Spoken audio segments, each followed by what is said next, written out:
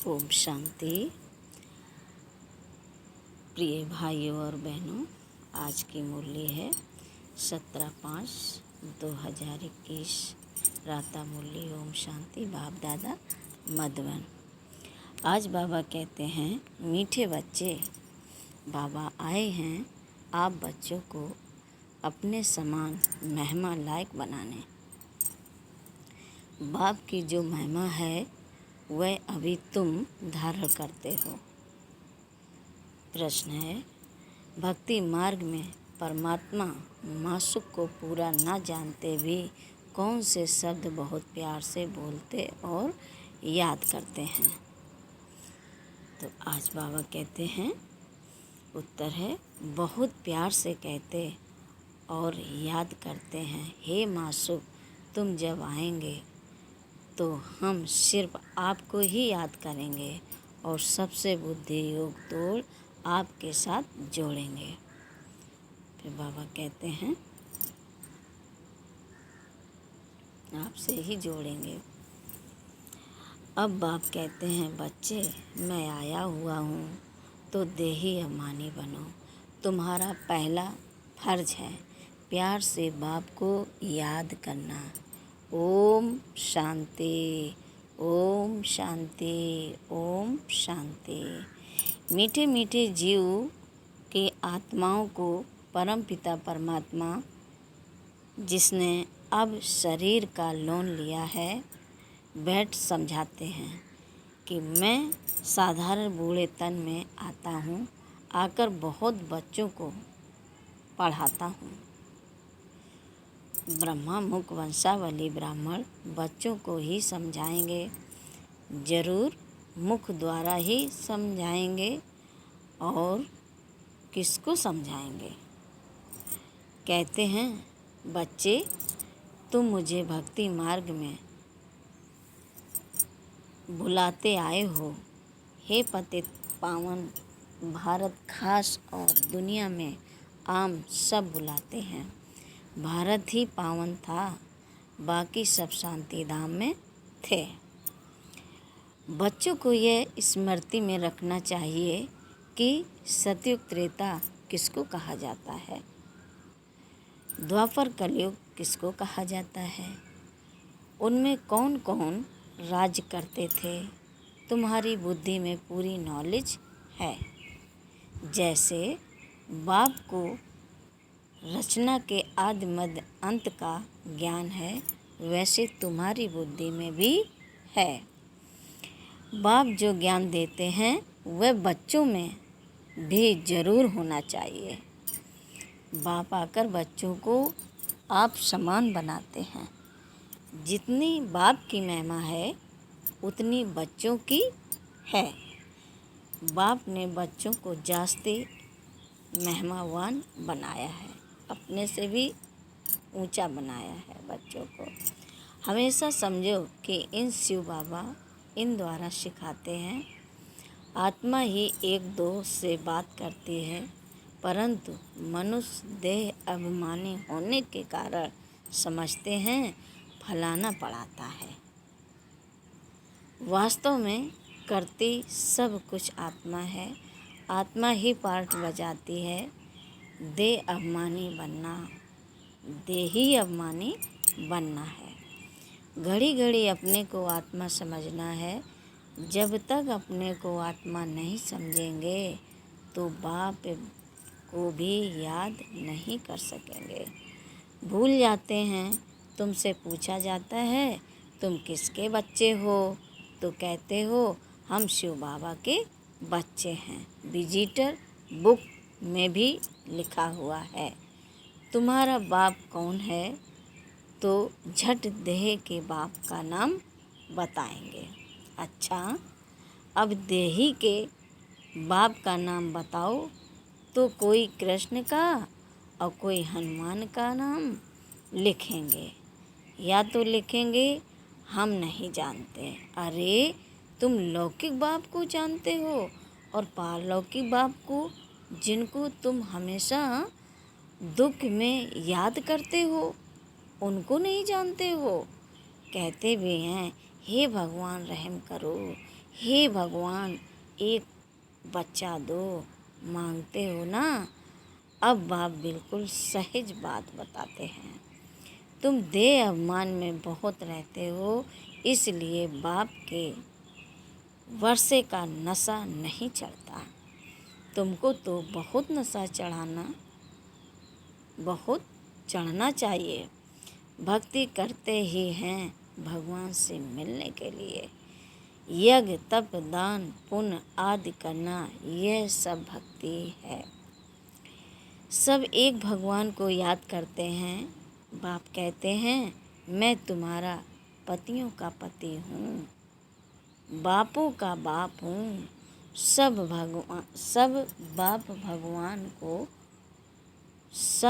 बाप भगवान को याद जरूर करते हैं।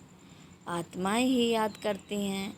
भल कहते भी हैं भ्रकुटी के बीच में चमकता है अजब सितारा।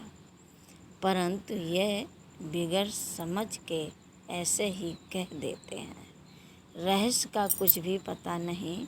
तुम आत्मा को ही नहीं जानते हो तो आत्मा के बाप को कैसे जान सकेंगे। दीदार तो होता है। भक्ति मार्ग में पूजा के लिए बड़ा बड़ा लिंग रख देते हैं, क्योंकि अगर बिंदी का रूप दिखाएं तो कोई समझ ना सके। यह है महीन बात। परमात्मा जिसको अखंड ज्योति स्वरूप कहते हैं, मनुष्य कहते हैं, उनका कोई बहुत बड़ा रूप है। ब्रह्म समाजी मठ वाले ज्योति को परमात्मा कहते हैं। दुनिया में यह किसको पता नहीं है कि परमपिता परमात्मा बिंदी है।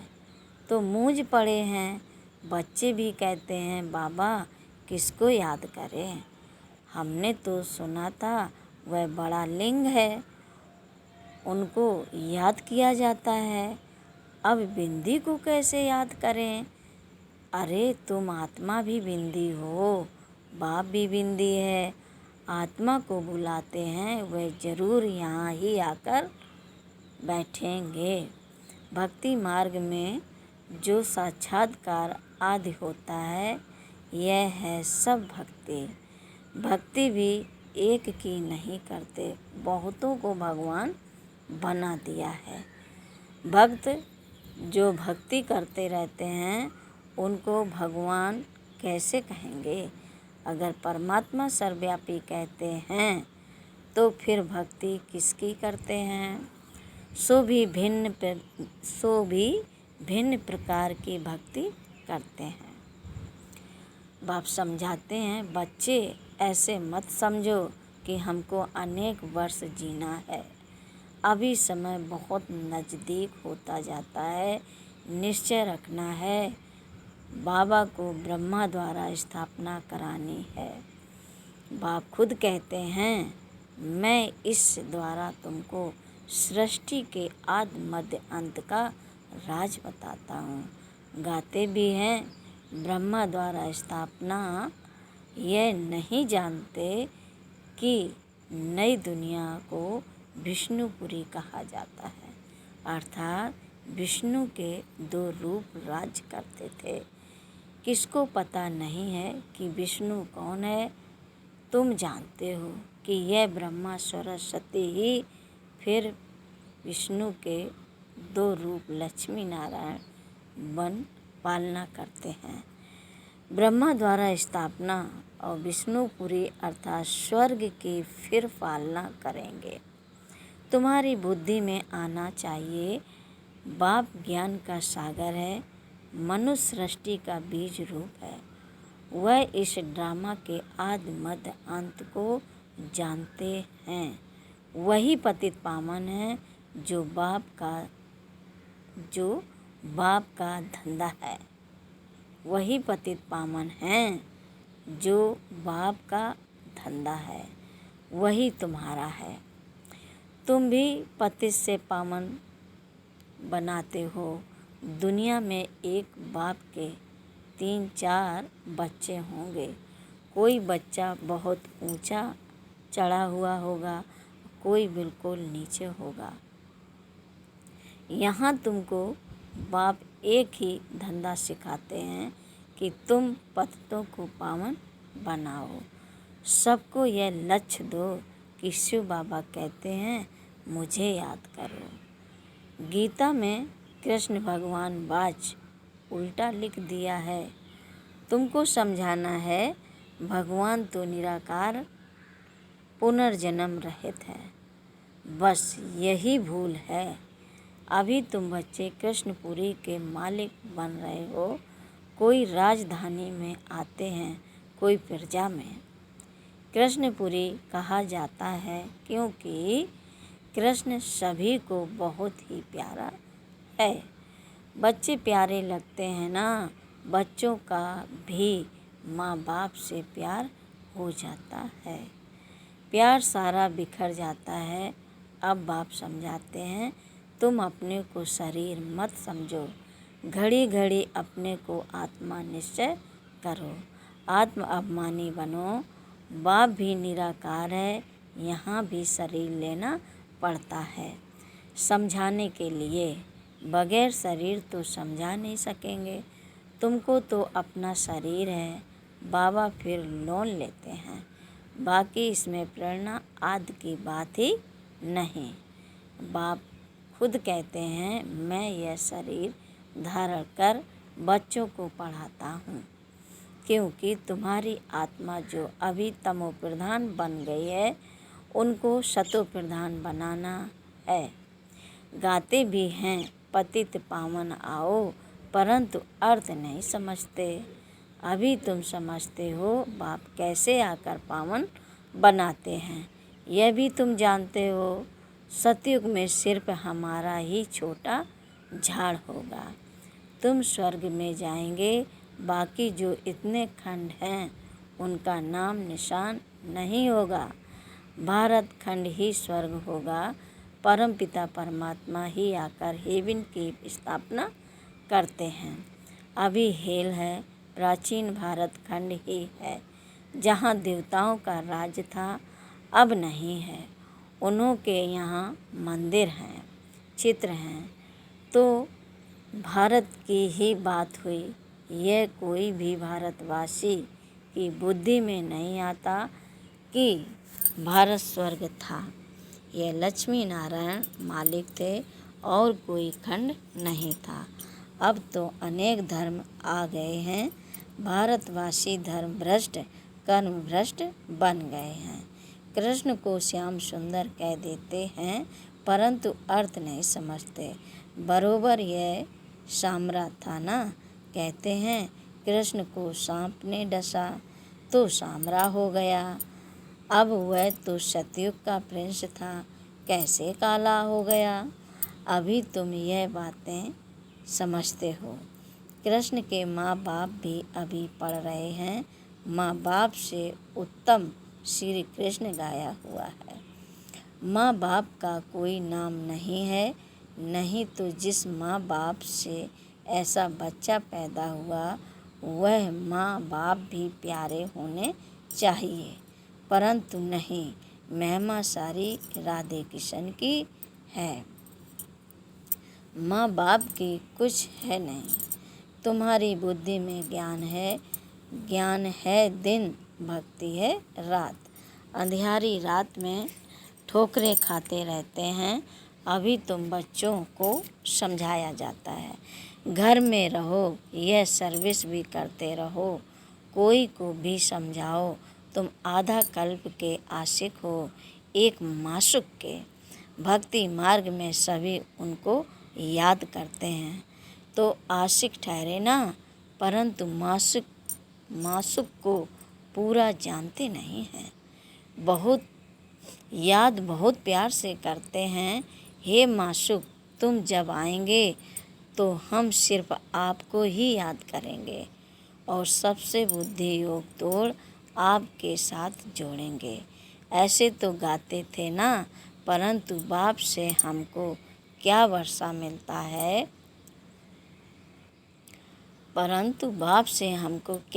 मिलता है, यह किसको भी पता नहीं है। अब बाप समझाते हैं, तुम देही अभिमानी बनो। बाप को याद करना तुम बच्चों का पहला फर्ज है। बच्चा हमेशा बाप को, बच्ची माँ को याद करती है। हम जिन्स हैं ना। बच्चा समझता है हम बाप का वारिस बनेंगे। बच्ची थोड़ी ही कहेगी, वह तो समझती है हमको पीहर घर से ससुर घर जाना है। अब तुम्हारा निराकार और साकार पीहर घर है। बुलाते भी हैं, हे परमपिता परमात्मा, रहम करो, दुख हरो, सुख दो, हमें लिबरेट करो, हमारा गाइड बनो। परंतु उसका अर्थ बड़े बड़े विद्वान आचार्य भी नहीं जानते हैं। बाप तो सर्व का लिबरेटर है, वही सबका कल्याणकारी है। बाकी वह अपना ही कल्याण नहीं कर सकते तो औरों का क्या करेंगे। यहाँ बाप कहते हैं, मैं गुप्त आता हूँ। खुदा दोस्त की कहानी सुनी है ना। अब यह पुल है कलयुग और सतयुग के बीच का, उस पार जाना है। अब खुदा तो बाप है, दोस्त भी है, माता पिता शिक्षक का पाठ भी बजाते हैं। यहाँ तुमको साक्षात्कार होता है तो जादू जादू कह देते हैं। साक्षात्कार तो नवधा भक्ति वालों को भी होते हैं। बहुत तीखे भक्त होते हैं, दर्शन दो नहीं तो हम गला काटते हैं, तब साक्षात्कार होता है। उनको नवधा भक्ति कहा जाता है। यहाँ नवधा भक्ति की बात नहीं, घर में बैठे बैठे भी बहुतों को साक्षात्कार होते रहते हैं। दिव्य दृष्टि की चाबी मेरे पास है। अर्जुन को भी मैंने दिव्य दृष्टि दी ना। यह विनाश देखो, अपना राज्य देखो। अब मामेकम याद करो तो यह बनेंगे। अब मामेकम याद करो तो यह बनेंगे। अभी तुम समझते हो विष्णु कौन है। मंदिर बनाने वाले खुद नहीं जानते। विष्णु द्वारा पालना 4 भुजा का अर्थ ही है 2 भुजा मेल की, 2 फीमेल की। विष्णु के 2 रूप लक्ष्मी नारायण हैं, परंतु कुछ भी समझते नहीं हैं, किसका भी ज्ञान नहीं है, ना शिव बाबा का ना विष्णु का। पहले पहले बाबा का आकर्षण था, बहुत आते थे। शुरुआत में सारा आंगन भर जाता था, जज मजिस्ट्रेट सब आते थे। फिर विकार का झगड़ा शुरू हुआ। कहने लगे बच्चे नहीं पैदा होंगे तो सृष्टि कैसे चलेगी। यह तो सृष्टि बढ़ने का कायदा है। गीता की बात ही भूल गए कि भगवान वाच काम महा शत्रु है, उस पर जीत पानी है। कहने लगे स्त्री पुरुष दोनों इकट्ठे आए तो उनको ज्ञान दो, अकेले को नहीं दो। अब दोनों भी आए तो देवे ना। देखो दोनों को इकट्ठा भी देते हैं तो भी कोई ज्ञान लेते हैं, कोई नहीं लेते हैं। तकदीर में नहीं होगा तो क्या कर सकते हैं। एक हंस एक बगुला बन पड़ते हैं। यहाँ तुम ब्राह्मण देवताओं से भी उत्तम हो, जानते हो।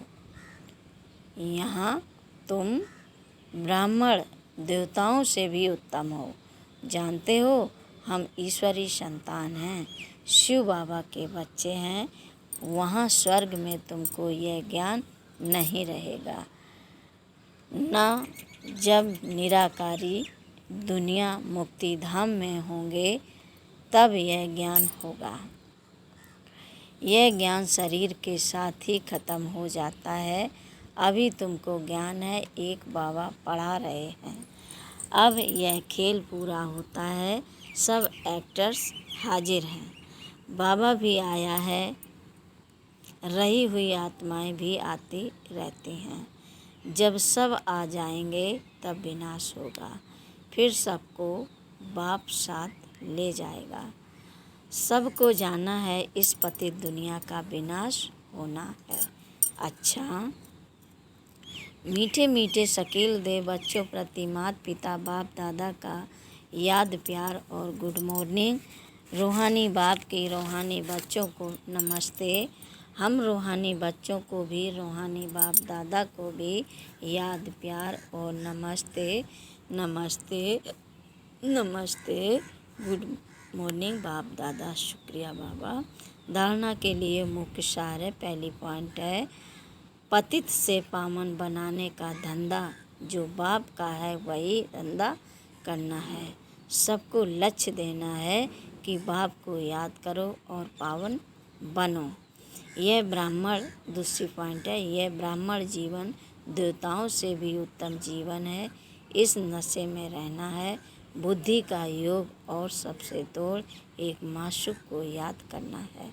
वरदान है, आसक्ति को अनासक्ति में परिवर्तन करने वाले शक्ति स्वरूप भव। शक्ति स्वरूप बनने के लिए आसक्ति को अनासक्ति में बदली करो।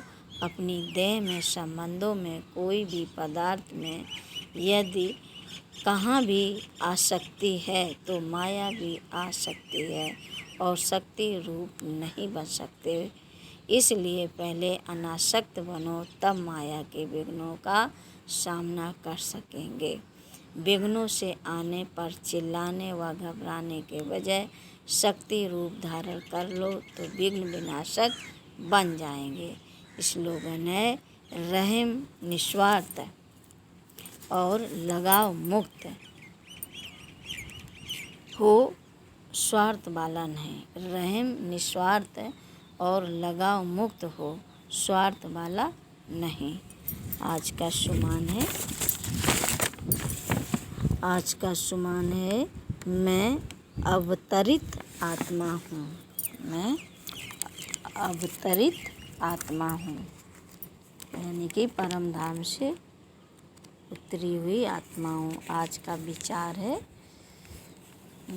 13वां, जब आप क्रोधित होते हैं तो बहुत सारी शक्ति नष्ट हो जाती है, अतः शक्ति का प्रयोग बुद्धिमत्ता से करें।